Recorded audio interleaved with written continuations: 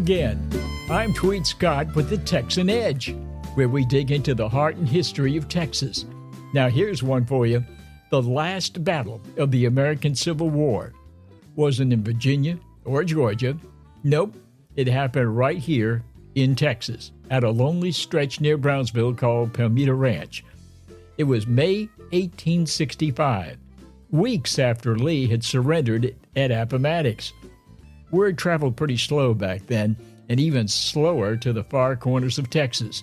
So down near the Rio Grande, Confederate Colonel John Rip Ford and Union Colonel Theodore Barrett ended up squaring off in what was, quite literally, a war that should have been over. Barrett led a few hundred Union soldiers to capture Brownsville, but Ford's men, mostly Texans and Mexican volunteers, weren't about to surrender their home turf. They outflanked the Union soldiers, who eventually retreated across the river. Ironically, the Confederates won the last battle of the war that they'd already lost. Now, that little story reminds me of something we all need to hear. Just because the fight's over doesn't mean that everyone's got the message. Some battles, the emotional kind, the personal kind, hang on long after the official surrender.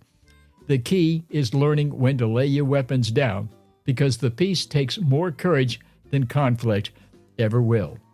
Ford and Barrett eventually shook hands and walked away, knowing that history would soon bury their little old fight in the dust of South Texas. But I'd like to think they both understood something bigger that day, that every battle's got to end somewhere.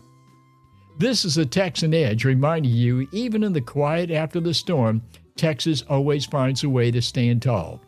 Enjoy your weekend, and I'll see you Monday. Remember, the Texan Edge isn't just a podcast. It's a Texas state of mind.